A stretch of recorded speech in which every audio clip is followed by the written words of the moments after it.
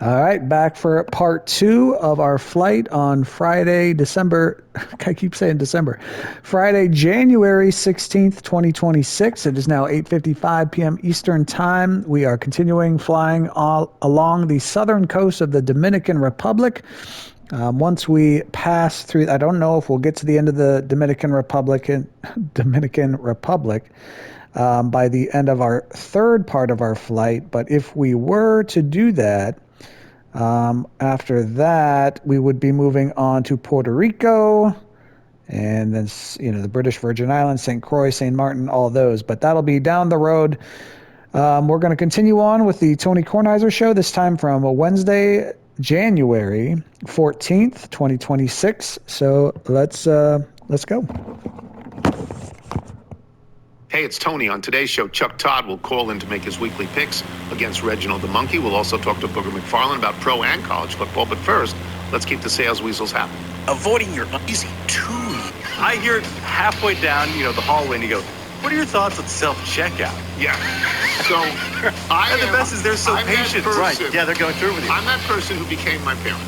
Now I'm so old that I'm my own grandparent. Buying nutmeg in quantity? Yeah, well, no. I mean, I'm the one, like, the commercial where the guy stands up there, Jan. Yeah. Jan. Is it John? John? Might be Jan. Yeah, I'm that person.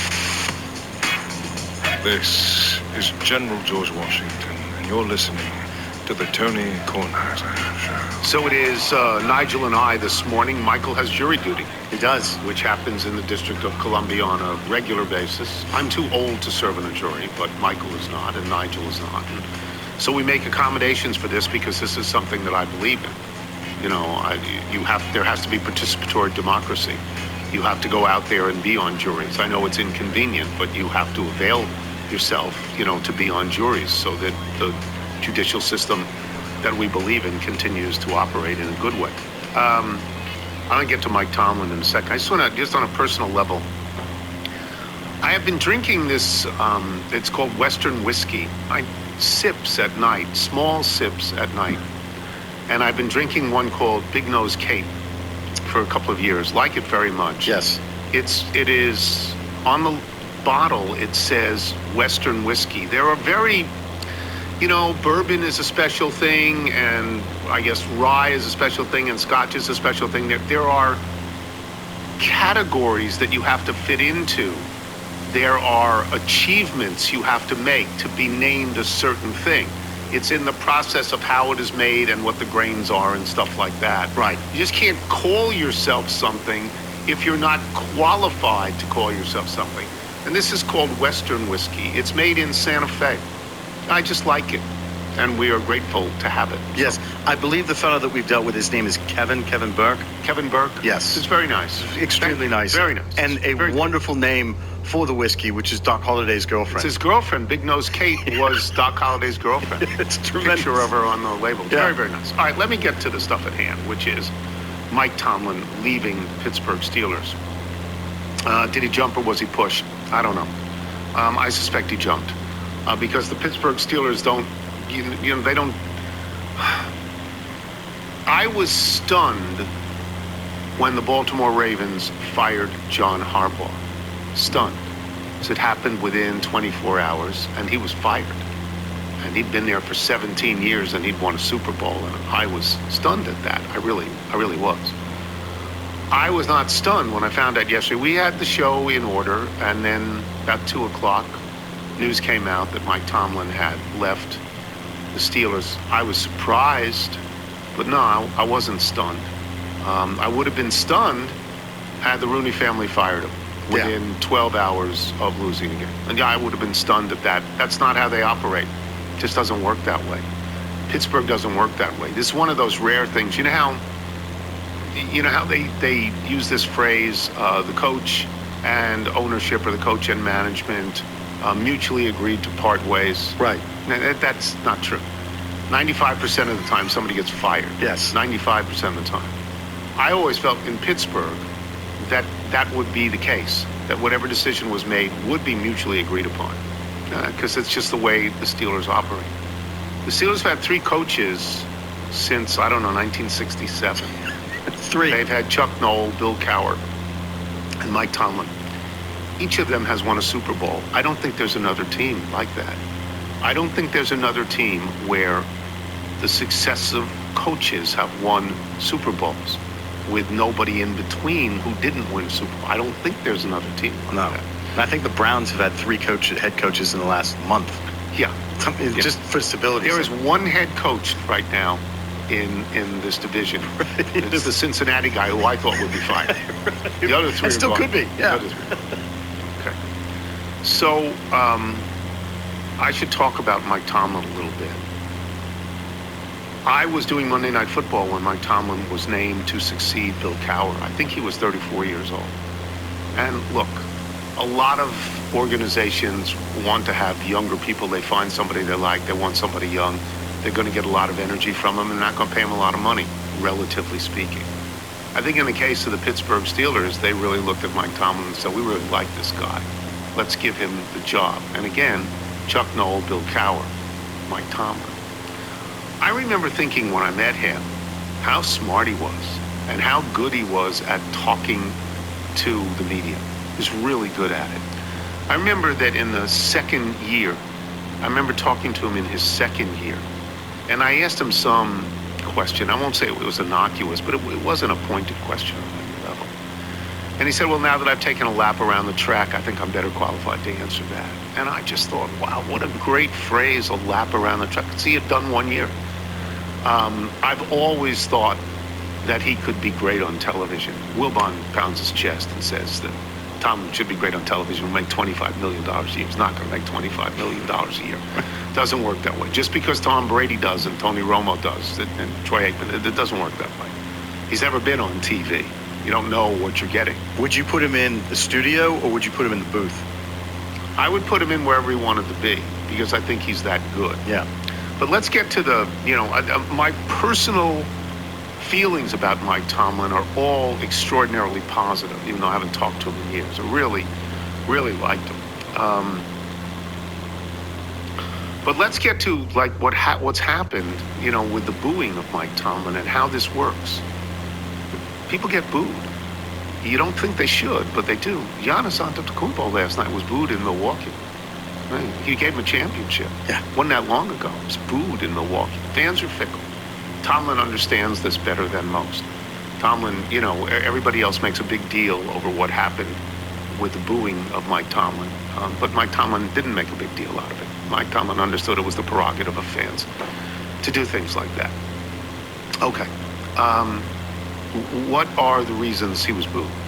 The Pittsburgh Steelers, though he has never had a losing season, and he makes the playoffs routinely, and he made the playoffs this year with not a good team. Yeah. Not a good team. They don't have a quarterback. Okay, since Ben Roethlisberger, they've tried Kenny Pickett, and they've tried Mason Rudolph, and they've tried Justin Fields, and they have tried Russell Wilson, and they're in the process of trying Aaron Rodgers. And Aaron Rodgers, I believe, might have come back, but I don't think he will now, not without Tomlin. I'm not sure that he'll be welcomed back. I think Tomlin would have welcomed him back, but it hasn't worked. The Pittsburgh Steelers got 175 yards total against Houston. Houston's got a really good defense. Ain't that good. Pittsburgh has no offense. They just have no offense. Rodgers is throwing the ball as quickly as he can. Let me get this thing out of here. Yeah. Because I'm going to get killed if I don't get this thing out of here. So in the last 7 playoff games that the Steelers have made, they are 0-7. In the last 5 of those 7 playoff games, they did not ever have a lead in the second half. So they were not going to win. In all 7 of them, they were outscored something like 263 to 151. That's an enormous margin. And in all 7 of them, the information I got yesterday, which I would have used but didn't have time, in all 7 of them, they have trailed by 21 points at one point in the game. 21 points. I mean, that isn't 2 scores. That's 3. That's 3. And 3 touchdowns, actually. So there was unrest in Pittsburgh because of that. Tomlin recognized this. Tomlin, he may have lost some games he should have won, but he shouldn't have won the game against Houston. I mean, they made the playoffs because a guy missed a 44-yard field goal. They made the playoffs because of that. I was interested, Steve Bisciotti, the owner of the Ravens, was asked if John Harbaugh would still be the coach if the Ravens had that field goal gone. He said, yeah, for a week. Yeah, because he was determined that they needed to make a change. Yeah. I did not get the sense that the Pittsburgh Steelers ownership was determined that they needed to make a change. I think if they say they were surprised and maybe a little bit shocked, yeah, I can see that. I can see that. So what do they do next? I don't know. One of the interesting things was they would hire Kurt Cignetti, who was a coach at Indiana University of Pennsylvania. It's from, I think, which is 20 miles from Pittsburgh. Yeah. He may be from that area. He'd be the hottest guy out there now. But I don't know who they're going to hire. I'm more concerned with what Tomlin is going to do. Apparently, Tomlin has said he does not want to coach this coming year. So that enables people to offer him television jobs. Wilbon and others think, oh, you have to do that. Well, you don't have to do this. You know what? You don't. You could actually take a year off and do nothing. Yeah, you could think about what you wanted to do. I do, this is what I do now. I'm on television. If you're good at it, I'm not saying I'm good at it, but I've noticed people who are good at it, it comes easily. It comes easily. I think it would come easily to Mike Tomlin. That doesn't mean he'd want to do it. And there's another part to this that needs to be considered. When you talk about coaches going on television in a critical way. Coaches become coaches because that's what they want to do. They have wanted to be coaches usually their whole lives. They are smart enough to know that if they go on television and are critical of players and critical of teams and they want to get back into coaching, they've just eliminated a large portion of people that they can coach for or they can coach. So they don't necessarily tend to be critical. You could say Bill Cowher is critical here and there, but he doesn't want to coach again. He's publicly said he doesn't want to coach again. Yeah. But Tomlin hasn't said that. If I'm correct on this, Tomlin has said I'm going to lay out a year, and we'll see what happens. I suspect that's a way of saying, make me an offer. I'll listen to you. I'll sit down with you. John Harbaugh wants to coach right away. He's a coach. That's what he wants to do.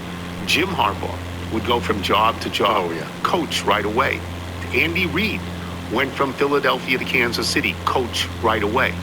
I don't again know what Mike Tomlin is going to do, but I'm sure that of the 32 teams in the NFL, at least 20 would throw out their coach to get Mike Tomlin. Sure. Because he's proven he's no losing seasons in 19 years. None. No losing. Bill Belichick had losing seasons. Yeah. He had losing seasons in Cleveland. He had losing seasons in New England. He's the best coach of all time. Yeah. Tomlin had no losing seasons. So I did hear a rumor he either wants to start a restaurant with some friends. Yeah, that would work. Or maybe do a podcast. Yeah, he could do that. Everybody does a podcast. There's 80 million podcasts. But, that's the unrest with Tomlin was the playoff record and the fact that people are used to having really good teams, and they don't have and haven't had a quarterback for years.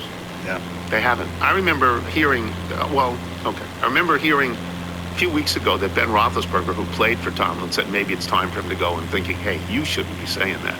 Of all people on earth, you shouldn't be saying that. But I will go back to something that happened on this show. I don't know how many weeks ago it was, but I remember asking Jason La Canfora. Jason La Canfora knows the NFL. Oh, yeah. He knows what he's talking about. He calls people. He does reporting. I said, and this was before the regular season ended. I said, with Tomlin and Harbaugh, do you think that one will be back, both will be back, or none will be back? What do you think the greatest odds are? And Jason La Canfora quickly said none. And I was, whoa, really? I said, no, what are you talking about? Can't be true. Was true. Yeah, was true. Jason had that. We will take a break. We will have Chuck Todd when we return. Had a really good week, 6-2. And so we're ready to go with Chuck Todd, yes? Yes. I'm Tony Kornheiser. This is the Tony Kornheiser Show. This episode of the Tony Kornheiser Show is brought to you by Wild Grain. Having a little bakery magic in your freezer will absolutely make your day. Try their sourdough breads, maybe some pastries. You'll find their flavor and texture are incredible. Making them takes less than 25 minutes, which makes it so easy to enjoy fresh, warm bread even on busy nights. Wild Grain is the first baked from frozen subscription box for sourdough breads, artisanal pastries, I hope I pronounced that correctly, and fresh pastas. Everything is made with simple ingredients you can actually pronounce, slow fermented for better digestion, and packed with nutrients and antioxidants. No preservatives, no shortcuts, just real delicious food. Their boxes are fully customizable It's a nice word. You can choose the variety box, gluten-free, vegan, or their new protein box. There's nothing like having an artisan bakery in your freezer to chase away the winter chill. And now is the best time to stay in and enjoy comforting homemade meals with Wild Grain. Honestly, once you try Wild Grain, I think you will love it. Right now, Wild Grain is offering our listeners $30 off your first box, plus free croissants for life. For life, when you go to wildgrain.com/TonyK to start your subscription today. That's $30 off your first box and free croissants for life when you visit wildgrain.com/TonyK, or you can use the promo code TonyK at checkout. I read that straight. I didn't make any comments. I'm waiting till the end to make the comments. This stuff is great. Michael, I had croissants, you had croissants, I had muffins. This stuff is great. That's great. You stick it in the oven. When it's done, it's fabulous. It makes your house smell like bakery. Yeah, this stuff is really good. Wild Grain. I mean, I feel they wrote the ad. I should read the ad and then I should comment. Yeah. But, the kids loved it. Kids right? loved it. They had the chocolate croissants, but I love this idea for dinner. This is the season of go to the freezer, see what you have. It doesn't take that long to do, and it's really good. It's really good. You're listening to the Tony Kornheiser Show. The NFL playoffs are here, and FanDuel is turning on playoff mode. All customers get a profit boost pack every NFL playoff game day. Each game day during the playoffs, you'll find a pack loaded with multiple profit boosts waiting for you in the app. Pick the matchups you believe in, take your shot on an upset, or build a parlay that fits the moment. Then apply your profit boosts and go after even bigger payouts while the playoffs get rolling. So visit FanDuel, an official sportsbook partner of the NFL, and grab your profit boost pack every NFL playoff game day. Must be 21 plus and present in Arizona, Michigan, New Jersey. Gambling helpline. The IDM and the D. States where prohibited. You're listening to the Tony Kornheiser Show.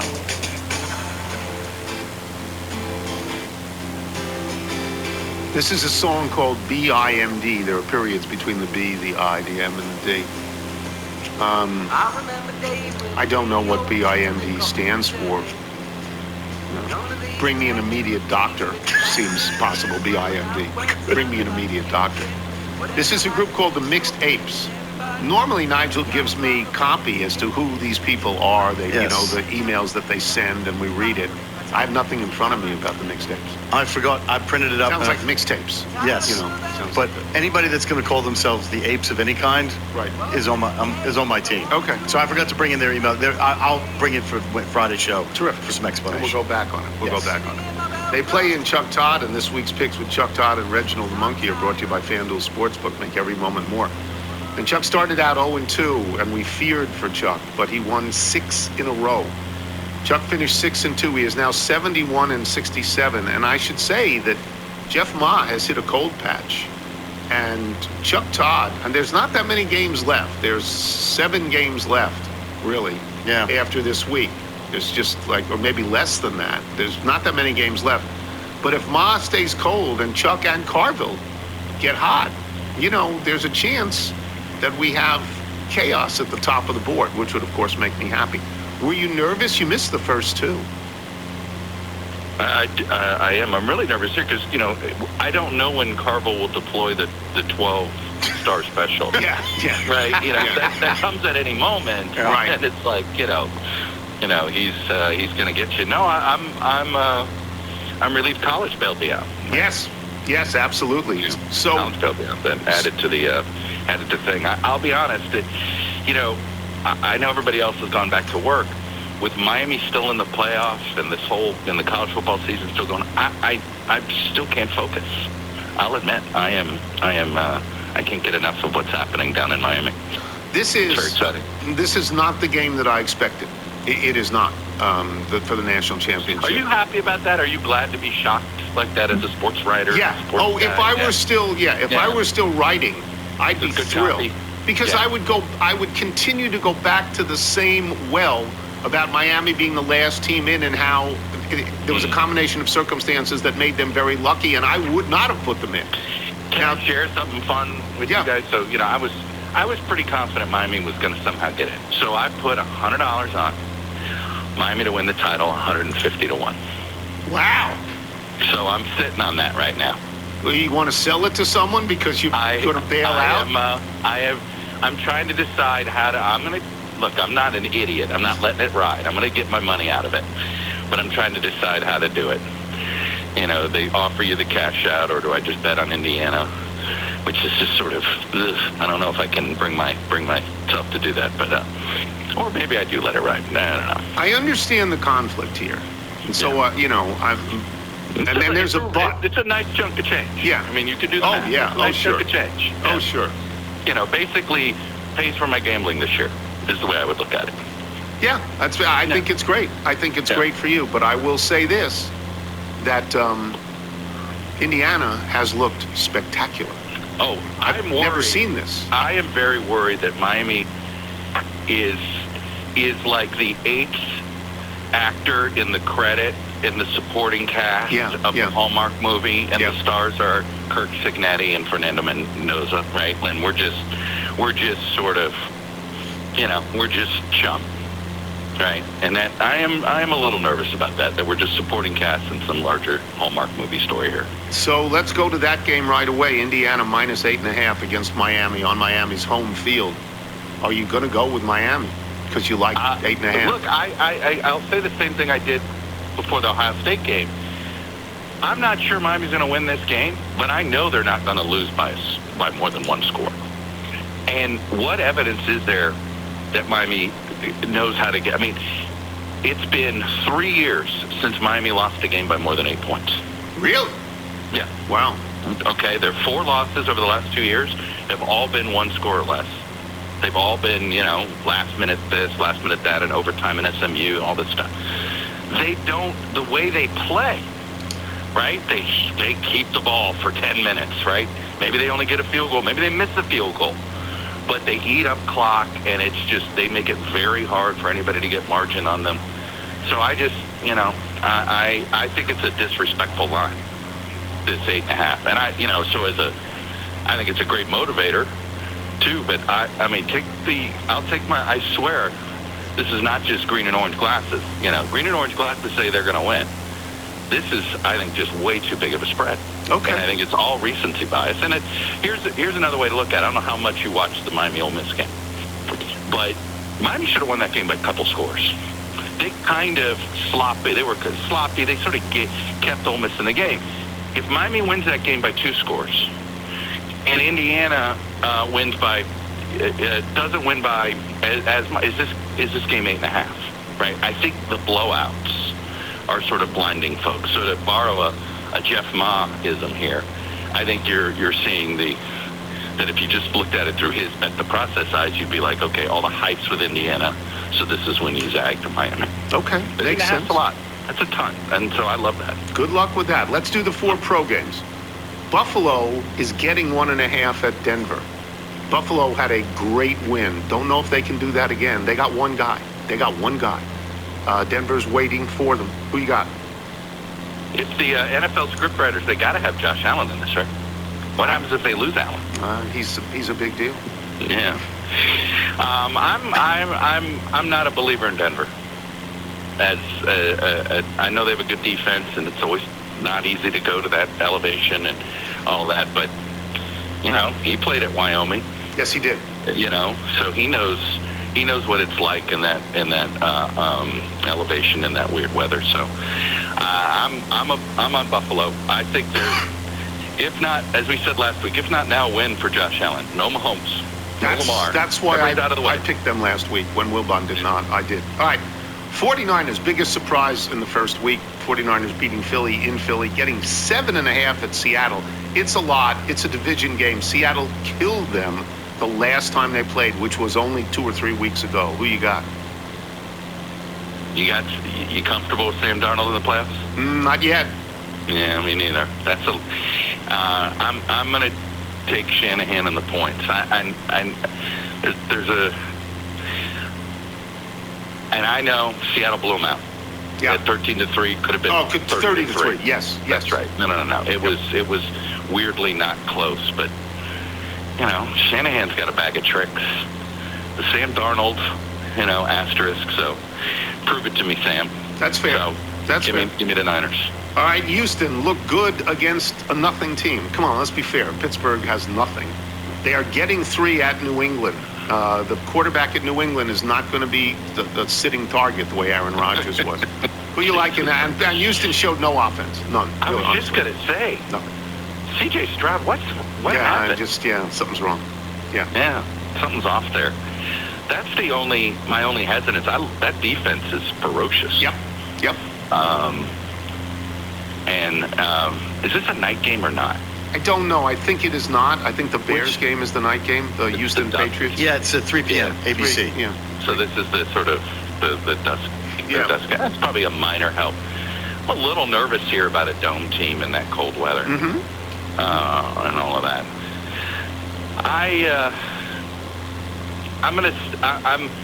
It's still a young quarterback.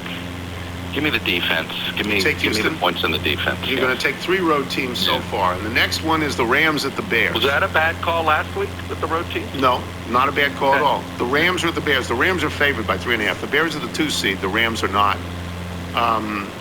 This is a home game in Chicago against a Southern California team. Super Bowl. Yeah. Didn't the Bears get their Super Bowl? So you're going to take a 4th road team? You're going to give 3.5? When you put it like that. Well, I'm asking. Yeah. No, it is. My brain says you got to take the Bears in those points, right? Because you get the hook. Yes. 3.5. But there's another part of me that thinks the Bears. They celebrated a bit too much last week. You know what I mean? And you're like, guys, that was just a wild card game. Relax. I don't feel good about it, but I'm gonna take the Rams. You're gonna take the Rams. I don't trust the Bears. I mean, they should not have won that game. There's nothing to trust, but they're miraculous. They've won 7 games being behind in the last 2 minutes of the game. 7 games. Fun. Yeah. They're fun. This is the anti-Wilbon vote. There's no question. So he's going to be insufferable, huh? Yeah, oh, yes. If they win, oh my God. All right. Did you see, I had to deal with all these Bears memes, when you're a Packers fan. So apparently Packers are leading. Alex Bregman signs with the Cubs in the 3rd quarter. Everything turns around. It's like all these Bears-Cubs fans are crediting the Alex Bregman signing. Really? With turning around their motivation. And not His Holiness? You don't think he has a hand in all this? Yeah. So. No, I think His Holiness cares a lot more about the White Sox, don't you think? Yeah, I do. White Sox fan is By all the right. way, the Pope, as American sports fan, there's a lot of weird stuff happened in 2025. That's the best story of 2025 for me. I love this guy. Yes. I love his obsession with baseball, and it makes every time he interacts on sports, it makes me smile. We've got the Pope. Yeah. We've got the Pope caring about football. Take that, Rome. Take that, Catholic Church. All right. We'll talk to you guys. later. We hope you win. Thank you, Chuck. Thank you. Bye now. Chuck Todd, boys and girls. And if we just gave you Chuck Todd, that would be great. But we give you a monkey. See the monkey, he's scratching, watching his iPad, smoking and laughing, hanging with Bud Grant, tapping on his purple attache. Sing along, everybody. To the zoo. Reginald's got the lights by 2. Sometimes he goes poo. When he's had too much Johnny Walker Blue. So Reginald had been 5-2 over 2 weeks. Yeah. We thought turned the corner, but he went back around. He was 1-2 last week. He's now 23-34. Everybody else is 500 or better, but they're people. He's still got the best record for a simian. Well, now I think he's under the mistaken belief that if he tanks, he can get a number 1 draft pick. No, he's not. And I was trying to explain that's that's not not getting Mendoza. No, he's not. No, he's not. So I went down to the National Zoo, as I like to do, to go meet with him. He was in a meeting with his team as they get ready for an early spring attempt to recreate Kon-Tiki. Okay. As you know, Reginald was very close with Thor Heyerdahl. Really looked at him as a father figure. So this is something he's been wanting to do for a long time. In the final stages of planning with his team, as I said, I know you're always interested in who's on the team. Edwin Moses. He can, if they need a hurdler. Stevie Nicks, which surprised me because I didn't think that she'd be up for this kind of voyage. And the Orge brothers, Dane and Garth. Okay. They're really the prime movers of this project. There you go. Yes. So who does he like? He's got 4 games. Well, he's actually going to take the college game. He's going to do 5. He's going to do whatever he can to try and get back into this race. Okay. So we did give him the national championship game. Indiana giving 8.5, essentially at Miami. And Reginald showed me an old video clip of him auditioning for the role that eventually went to Dennis Hopper in Hoosiers. Shooter, I think, was his name. Tells me he's got ties to Indiana. He will take the Hoosiers in leg. I think I would take Indiana as well. I understand Chuck Todd's point of view. I understand it. And if they win, boy, that's a lot of money. Yeah, there's a lot of heart in that pick for him. So, you know, as opposed to I understand. But I understand. How can you not take Indiana? They've been just destroying everybody. All right, the next match we gave him was the Bills getting a 1.5 at Denver. And Reginald again showed me a nice video clip of him performing on stage at Red Rocks with John Tesh. So that tells me Red Rocks course is in Colorado. Tells me he's got ties to the Mile High State. He'll take Denver. He'll take Denver and lay the 1.5. Sean Payton in Denver. Okay. Yes. Now, the next one we gave him was the 49ers getting 7.5 at Seattle. This was a lovely photo that Reginald showed me, pulled it out of his wallet. Traveling on the Orient Express with Steve Largent, Xavier McDaniel, and the big dumper, Cal Raleigh. He's going to go Seattle. Going to go Seattle with that one. Yeah, my heart is with San Francisco on that one. But Seattle just destroyed them. Yes. In Seattle a couple of weeks ago. Yes, they did. And their 49ers now have no George Kittle. They don't. So, I don't know. And I'm blanking. Who was it that sang I Left My Heart in San Francisco? Tony Bennett. There we go. Tony Bennett. Yes. So the next match we gave him was Texans at New England getting 3. And showed me a picture of him Reginald playing wiffle ball at the Kennedy compound in Hyannis with Dustin Pedroia, Bill Lee, and Jim Rice. So he's going to go New England. Going to go New England. So he's going completely opposite from Chuck Todd. Yes. Now so far. We'll see what he does in this last one. Yeah. And he showed me. You're going to be jealous of this. This is where the Rams are favored on the road at in Chicago in the winter. Southern California team. Yes. Reginald showed me a photo of him playing golf at Michael Jordan's course. It's called Grove 23. In his foursome, Jordan, of course, Wilbon, of course, Richard Dent, and Patrick Kane. Everybody on the text chain. So he's going to go with the Bears. He's going to go completely opposite. Home cooking. So he's not doing the anti-Wilbon vote. No, he's on board with Wilbon. All right. Okay. To your chagrin. This week's picks with Chuck Todd and Reginald LeMonkey have been brought to you by FanDuel Sportsbook. Make every moment more. We will come back with Booger McFarland. I am Tony Kornheiser. This is the Tony Kornheiser Show. The Tony Kornheiser Show.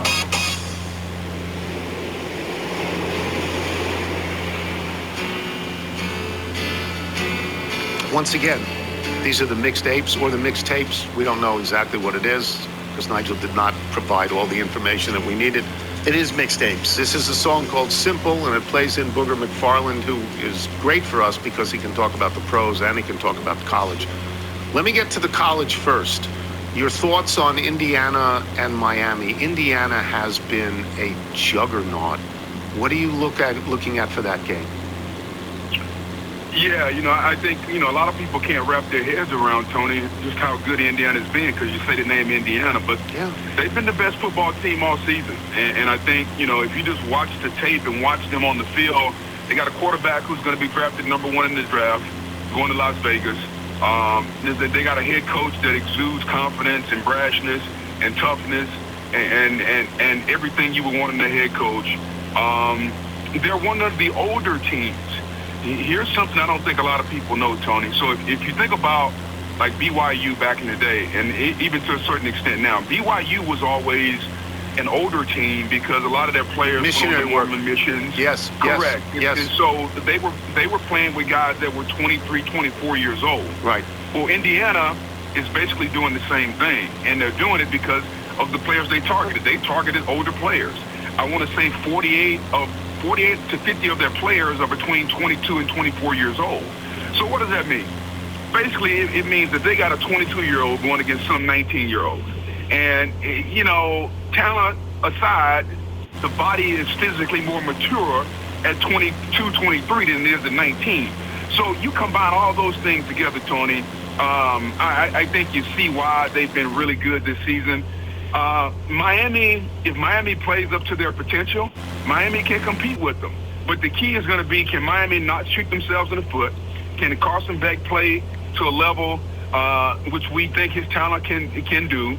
If that's the case, I think we're going to be in for a good game. But if Miami plays the way they've consistently played, which is a lot of mistakes, up and down, then, I think Indiana is going to wake up Tuesday morning the national champion, something nobody else in America would have thought aside from them. Ever. But 100 years of losing. No, it's a great story.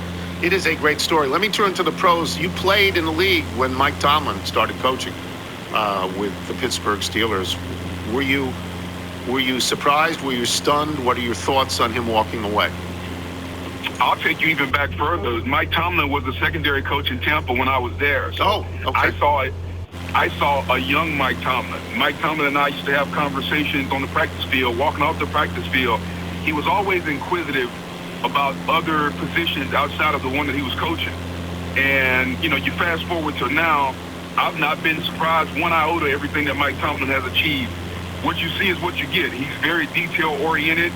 He is a player's coach to a certain point because he will tell you exactly what you need to hear, not what you want to hear. I think he's a Hall of Fame head coach. And, some people will look at the last several years and say the lack of playoff wins. What I'll say about Mike Tomlin is this. 19 years in one place is a long time. I think, especially when you start talking about a job, I think he did as good a job at his job as a lot of people have done at theirs in any professional sport. Whether he coaches again or not, I don't know. I think he's going to take a year off. All of his children are grown. I think he's going to either do TV or travel and spend time with his family, and he's deserved the right to do that. Oh, I concur. I really like Mike Tomlin. I spent the opening of the show talking about Mike Tomlin. I am curious about this. When Aaron Rodgers was doing the post-game press conference, he talked about what a great year he had and how much fun it had been. And I think a lot of that was probably Mike Tomlin, who never undercut him. And I think I had the sense that Rodgers might even come back, but I don't think that will happen now. I don't think another coach will want Rodgers. I think it's done. What do you think? 100%. I think Rodgers came because at the end of the day, I think Mike Tomlin told him, I need you. They kind of needed each other. And I think Aaron Rodgers understood what type of coach he was going to play for, which is the reason why I think he came to Pittsburgh. Now that Mike T's gone, Aaron Rodgers is, 42. I don't think Aaron Rodgers plays again in the National Football League, and I think he's a first ballot shoe-in Hall of Famer. And here's the irony. He might go in with Mike Tomlin if Tomlin doesn't coach again. Think about that. Yeah, if he doesn't. I mean, Look, I said this before. You know far better than I. I think when people become coaches is because they like being coaches. I would be surprised if he never coached again. I am surprised Cowher never coached again. I think Tomlin will go back and coach again. What do you know him better than I? What are your thoughts? Well, let me push back on that. Yeah. Because, Cowher never came back. Right. Dungy never came back. Are we sure that Mike Tomlin wants to come back? I get it. Sean Payton did come back. We've seen instances where coaches have come back like Payton, but I've seen a few that didn't come back. Well, I don't know if they were offered jobs. I mean, Tomlin will have his pick of pretty much of whatever he wants. I don't know. I mean, I really don't know. I just think, I believe at my age that Mike Tomlin at 53 is a young man with 12, 15 more years to give to whatever he wants to do. If it's coaching, I think he could do it. Because I think he's really good. I really enjoyed talking to him. But do you want to spend those 12 to 15 years? And here's a conversation, that I think is a little deeper. If you think about this, Tony, we spend a lot of our life in a certain profession or whatever it is that we want to do, and we accumulate a lot of things. At what point do you start to enjoy the things that you've accumulated? And I would ask you that as a rhetorical question, also as a question that I would like an answer to it, because you've been super successful doing what you've done. At what point do you come out of the attic and say, I just want to go enjoy life and play the best golf courses in the world and not have to show up and listen to Wilbon every day at 5:30? I have to tell you that I still really like it. I need structure in my life. I need a job. I would go insane without it. I couldn't play 7 days a week. So for me, I'm doing what I want to do. Not everybody at this age does anything. But as long as somebody will have me, as long as this show still exists and they want me, I like to do it. That's me personally. But I'm old. Let me get to some of these games. The surprise to me in the spreads. Rams are favored by 3.5 in Chicago. They're a Southern California team. This is Chicago in January. And Chicago finds ways to win all the time. Are you surprised by that spread, 3.5? No, I'm not surprised by the spread, but I'm not smart enough to understand how they make them. Here's what I know when it comes to the football teams. I think people have said and kind of talked all year long that if the Rams play their best, their ceiling is higher than anybody else's. Mm-hmm. I think when you look at defensively, the front seven, the quarterback offensively, Sean McVay, he's been there, done that. Like the combination of McVay and Stafford has already won a Super Bowl. Yes. I think Vegas is giving them credit for that. I think even though we've seen the Superman-like plays from Caleb Williams, I think there's still to be a little bit of a gun-shy method as far as Vegas with Caleb Williams, because we haven't seen him do it consistently. We've seen the fourth quarters and the splash plays in overtime, but have we seen the consistency from Caleb Williams? Like he was, I don't know, like he completed like 58% of his passes the other day. And I think the Bears defense, if they don't get turnovers, they stink. And so I think when you combine those things together, I think you're betting on the consistency and the ceiling of the Rams over the showmanship and firepower of Caleb Williams and the Bears. Okay, that sounds fair to me. I mean, the Rams, the 49ers, and the Seahawks are 3 of the last 4 teams in the NFC. They're all from the same division. Their record against the rest of the league, not against each other, against the rest of the league, is 40-7. That's remarkable how good they are. It leads me to this question. The 49ers got drummed by Seattle in Seattle a couple of weeks ago. You give them any sort of chance? I give them a Kyle Shanahan IQ chance. And what I mean by that is this. If you look at the rosters on paper, they're depleted. I think 5 out of their top 7 money-making players are no longer playing. Might they're hurt. Whether they are hurt or injured. But the reason they won the game against Philadelphia is because of Kyle Shanahan. I mean, think about the trick play he designed for a touchdown. Brilliant Think play. about Robert Saleh and their defense and how they play. Like, it's a superb coaching staff in San Francisco. And if Seattle, and by Seattle I mean Sam Darnold, who had 20 turnovers this season, if Sam Darnold turns the football over, Tony, and Kyle Shanahan is in his bag, and he has one of those days, yes, they can win. Would I bet on them winning? No. Because I think Seattle, their defense is top 5. I think their team is led by one of the great young leaders in the National Football League, and Mike McDonald. The only thing that scares me, if you're a Seattle Seahawks fan, is Sam Darnold, because usually in the biggest moments, he comes up the smallest. Yeah. This is his opportunity. This is his opportunity to write his own history. It is his opportunity. Let me move to the other games. I know you got to get out of here. Texans at Patriots, Bills at Broncos. The sentimental favorite would be the Bills, would be Josh Allen. He was everything last week. You give them a chance in Denver? Yeah, because I think that if you boil this game down to this, is that it's Josh Allen against one of the best defenses in football, and then it's Bo Nix against Sean McDermott, who showed you what he can do, how he had Trevor Lawrence in a bottle the other day. Yeah. So I think when it's all said and done, Tony, I think you got to side with Josh Allen, right? Like he's the reigning MVP until we give it to Stafford. Yeah. And so I just think that if you look at this game, we had the same game last year. Remember, except it was in Buffalo. And the game that was in Buffalo, we saw Bo Nix, and I get that he was a rookie. He didn't play well. And so as Bo Nix learned 365 days or so from last year, it's rare you're a number 1 seed and you're an underdog.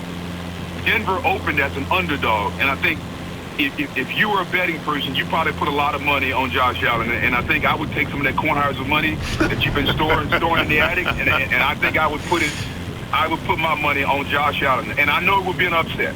Because they got like 3 wide receivers that are healthy. They're not good. In the end, they've got him. That's all they got is him. Yeah. They've got him and James Cook, Tony, and this might be enough. All right, you got a hard out. You got to go.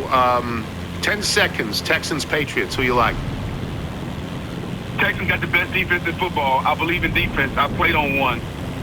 As long as C.J. Stroud can remember to hold on to the football, I think the Texans upset the Patriots in Foxborough. We'll see you on PTI in a couple of days or one day, whenever it is. Thanks, Booger. Anytime. Can't wait, sir. Booker McFarland, boys and girls. We will take a break. We will come back with email and jingle. I am Tony Kornheiser. Right now, when you walk into a Burlington... To the Tony Kornheiser Show. Here comes Tony's mailbag, got your email faxes and notes. Here comes Tony's mailbag, gonna read some for all your folks. Hey, Tony! Come on, come on! Hey, Tony! Read that mail now, baby. This is my favorite. It's so good. It's my favorite. Hot pink hanger is my favorite. You want to do the Bethesda Bagel ad? Yes, Bethesda Bagels. We love them. You will as well. Just go to BethesdaBagels.com for the location in the D.C. area nearest you. Then pop one in, and you'll be thrilled. Before we get to the mailbag, let me just say, Mama looked down, spit on the ground every time a name gets mentioned. Papa said, "Oi, if I get that boy, I'm going to stick him in the house of detention." Well, I'm on my way. I don't know where I'm going. I'm on my way. I'm taking my time, but I don't know where. Goodbye, Rosie, Queen of Corona. See me and Julio down by the schoolyard. The brilliant Paul Simon. The brilliant Paul Simon. Thanks to our guests today, Chuck Todd and Booger McFarland. Thanks as well to today's sponsors. You can listen to us on Apple Podcasts, Spotify, and Odyssey. Get show through Apple. Please leave us a review. From Chris Redding in Locust Grove, Virginia, formerly of Pleasant Gap, Pennsylvania, thinking about close encounters with astronauts. When my partner was earning her PhD, she was in a program with and befriended Zena Cardman, who assumed command of the International Space Station last August. The crew is scheduled to return to Earth this Thursday, January 15th. That is tomorrow. Does that count? I can also throw in the fact that I own the Elton John album, Honky Chateau, which has Rocket Man on it. Yeah, so... Rich Clifford. These games your mailbag perpetuates have left me very little room to contribute, but if the new game is meeting an astronaut, I've got it covered. My father was an astronaut. Michael Richard Clifford graduated first in his class at West Point, served in the Army as a helicopter test pilot, and eventually flew on 3 shuttle missions in 92, 94, and 96 for a total of 27 days in space. He passed in 2021 with complications from Parkinson's. As the father to whom I'm related by birth, I've clearly met him as well as nearly every other astronaut living in Houston in the 90s and early 2000s. Most recently, one of your mailers mentioned Jay Apt, an astronaut who flew on the STS-59. That's incredible. That is incredible. I should say our man from NASA, Noah, said, "Can I get on this?" I said, "Well, you've got everybody. You've got an unfair advantage." Dan Thorner from Beauvoir and Bulldog Baseball in Washington, D.C. The grandsons played. Yeah. So happy that the new game, The Time I Met an Astronaut, is one I can finally play, and mine comes with a side helping of connective tissue. I am and have been an elementary school teacher at Beauvoir for 20 years. Several years ago, one of my students was the daughter of Denise Graves, who is most well known for singing a mailbag jingle while also being recognized by some as the greatest American opera singer of the 21st century. Yes. When the Smithsonian got to NASA to give them the Space Shuttle Discovery for placement in the new Udvar Hazy Center of the Air and Space Museum out by Dallas, they asked Miss Graves if she would sing the national anthem at the arrival ceremony. She said she'd be happy to as long as they reserved 25 front row seats for her daughter's second grade class. A deal was made in April of 2012. I got on a bus with 20 students and a couple of chaperones to the far reaches of Northern Virginia. There was then, as there always is, heavy traffic and we were late, but since Miss Graves refused to sing until we were seated, the start of the ceremony was delayed. Eventually we arrived, and with police clearing a path through the crowd, we made our way to our seats. After getting the kids to their seats, I sat down oblivious to my surroundings, and the gentleman next to me reached his hand out and said, "I'm John Glenn." Glad you could make it. Wow. I was at a loss for words. I would be too. Wow. Which Michael knows is not normal for me, and managed to mumble that it was an honor to meet a true American hero. He modestly joked that they didn't hold the show up for him, so we must be the important ones. The ceremony was awesome, as they had the outgoing Space Shuttle Enterprise nose to nose with the newly arrived Discovery, and he sent a photo of that, and we were allowed to walk right up to them and see the scars from space travel and the panels that had to be entirely replaced. It was a day that the students and I were thrilled to be a part of, even if they were not nearly as excited as I was about the old guy sitting next to Mr. Thorner. Thanks as always for the hours of joy and distraction you all provide. If it's not already taken, can I be the official elementary school teacher and youth baseball coach of the show? Sure, absolutely. Yes. Thank you. And he shows the pictures, and it's remarkable pictures. David Bradley in Sterling, Virginia. Please add my name to what I'm sure is a very long list of listeners, pointing out that Soldier Field was not built in 1912, as Wilbon said on Monday. It opened in 1924. It's also going to take Wilbon longer than an hour to drive from Chicago to Los Angeles for the Rams game, but that's another story for another day. It's in Chicago. Yes. Greg in New York City, dear Dr. Captain, sounds like you didn't prepay your Wi-Fi for the season. Didn't you get that email? It's funny. Noah in Austin. During Friday's mailbag segment, you read an email from Eddie Madden in Merrimack, Massachusetts. It's always a treat to hear you read the name of a town close to, in this case directly next to my hometown of Amesbury. My excitement grew when it became clear that Eddie's email was about Candlepin Bowling. Given its proximity to the town line, I had a hunch he would mention Baldinelli's Bowl Away and was thrilled that he did. My dad, a listener of this stinking show, grew up in Amesbury. Over the years, he shared his fond memories of riding bikes down Route 110 to Baldinelli's with friends, bowling a few strings, and heading across the street to Dick and June's for an ice cream. I went on to make my own cherished memories at Leo's Super Bowl, as it was known in my childhood. Leo's was a popular spot for birthday parties and awkward middle school dates. There's nothing quite so romantic as wearing other people's shoes and sweating your butt off as you roll gutter ball after gutter ball, while bright and colorful lasers of light strobed from the ceiling and Mambo No. 5 blast through low-quality speakers. It's a wonder none of those things panned out. I even worked there for a while, spending most of my 8th grade Sunday mornings setting up for birthday parties, sweeping lanes, and retrieving stuck pins when necessary. But most of all, I think of spending weeknight evenings at the lanes watching my gram bowl in the league, often on a team with my aunt and uncle. Her form was calm, if not downright slow, and the ball seemed to crawl to the pins, while folks to her left and right hurled rockets down the lanes. The sound of her ball colliding with the pins may not have been the same crack as others, but you certainly heard the pins fall, and fall they did. She held her own for a 5'0" grandmother. As someone who grew up in New England and is proud of those things that were uniquely ours, it's been a delight to hear the talk about Candlepin Bowling the last couple of weeks. Nice. From Lee Stevens in Messina, New York. That's upstate. I'm getting colonoscopy on Thursday. I figured you want to know. Good luck. Yeah, I'm glad you're doing it. Yes, good for you. Good luck. Well done. Reese Knott. I'm just starting to plant my potatoes. Am I too late? Any tips? Might be a bit early. I think early rather than late. Late for last year, a little early for this year. Yes. From Andrew in L.A., Admiral, when I heard your rant about the raisin scone and you are shocked at the cost, I assumed you were talking about a $9 scone. $3.95, it would almost be worth my time and money to head to the DMV. I stopped at 3 local places over the last 2 days, and the least expensive scone I could find was $6.50. Oof. I would send you one for comparison purposes, but I know you would just hate it. Yeah, you're not a fan. I don't want scones. No. But, wow. Wyatt Toole in Omaha, Nebraska. Ever want proof that the multiverse exists, where there are an infinite number of variations in our universe? Well, I'm in Nebraska, where we affectionately call the basketball team Nebraska Ball. Nebraska Ball. A team that is the only power conference school to have never won an NCAA tournament game. Northwestern was our colleague in misery in this category until they got promoted a few years back. So that's the context of Nebraska Ball, which is now undefeated.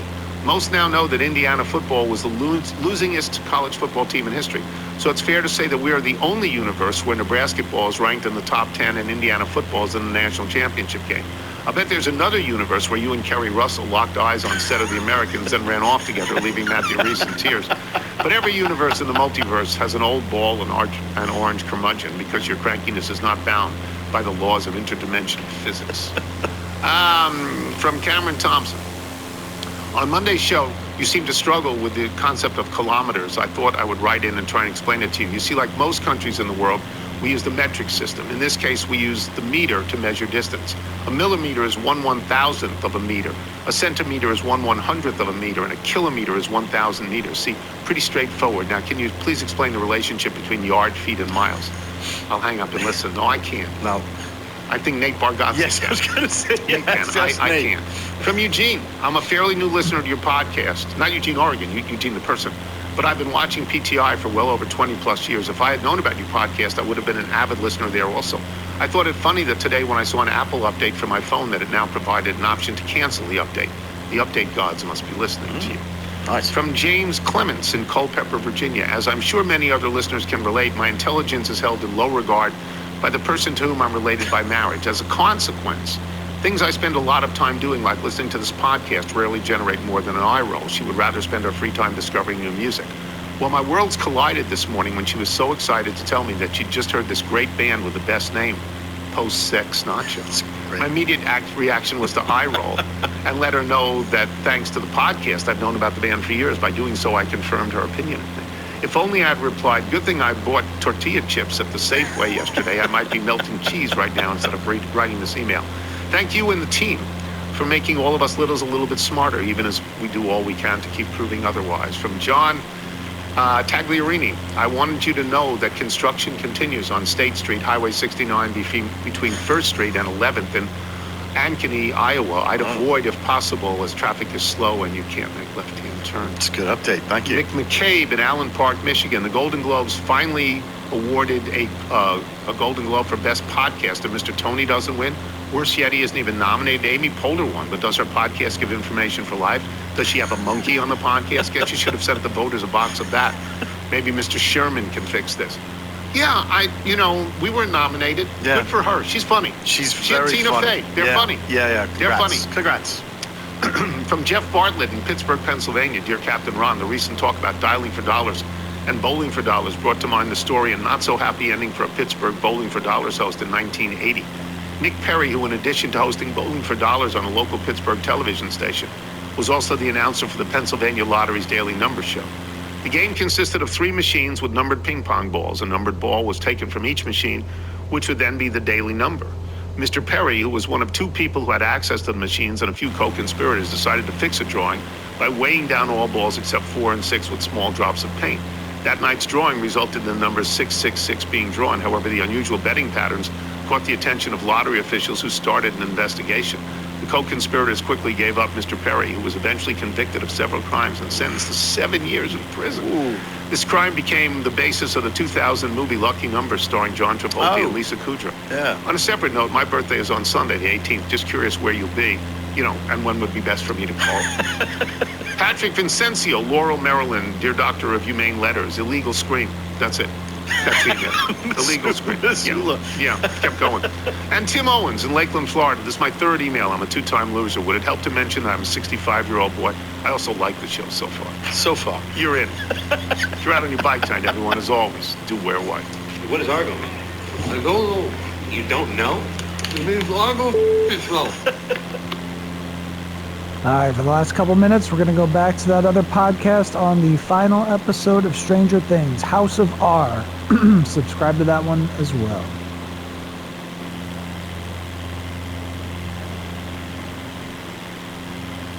Us opening House of Reeds in a seaside town, and I'm like, we could hear seagulls squawking. We could hear crashing waves. I feel like maybe nobody told Hopper that yes, the salary is higher, but also the cost of living. Cost of living is a little higher, but I hope it works out for them. And just you spend the rest of your life with a tired, grumpy, stubborn old man who loves you very much, like a little bit of that awareness that we need Hop to have, and just seeing how much Elle did really help him heal, like the way that he could have gone into this cocoon of misery and self-flagellation, and he could have allowed his constant worry, that fear gnawing at him, that he would always lead the people he loves to some sort of peril to stop him from ever sharing a life with somebody, but he didn't do that. And he's allowing himself to be happy, and because he's doing that, he's able to help others like Mike believe that they can do the same. And so, of course, I'm happy that Joyce and Hopper together and hopefully enjoying a very fruitful sex life, and I hope that they get to look at the ocean a lot in Montauk and that everybody's happy, but just for the growth that we see there. And, he had planned, he'd done some planning. We're here at last. At a James. I love Great that stuff. Okay. Last but not least. And by that I mean pen. Yeah. This is the last section. I want to believe is what I'm calling this section, right? Shout out X-Files. Okay. We end as we began. The beginning is the end. The end is the beginning. Yeah. Establishing shot on the Wheeler lawn, sprinkler, pan into the party, playing D&D in the basement. If you match at these shots, they match up, of course. No Erica in the epilogue is a hot bummer for me. In this section of the epilogue, the Duffer Brothers have said, obviously no one's concerned about Erica. She can take care of herself. She's got to go through high school now, but she's just so tough. But Lady Applejack not being involved in any of this is a bummer, I would say. So Adam was enraged by this. He was like, it is insane that Erica is not there for this. I think a lot of people were, as you said, very pissed about this. I love Erica, as you know. She's one of my favorites, so I'm always happy to see her in a scene. I think that this group being the group that was in this scene felt right, though, both because Erica has her own friends and her own party, but also, this specific experience, what Elle meant to all of them, and what it means to move to this next phase of their life where they're all going to different places is more specific to that smaller group. I did see someone suggest that she should be DMing the game for Holly and the other kids or something like that. Like, is there some space for her, or something? More Erica in some capacity at the end. I obviously would have loved. Yeah. Yes, no question. All right. I will say Max really cracked me up, and I think she'd be very fun to play D&D with. And I think all the kids, and by kids I mean they're adults, are on an entirely other level in this scene. Agreed.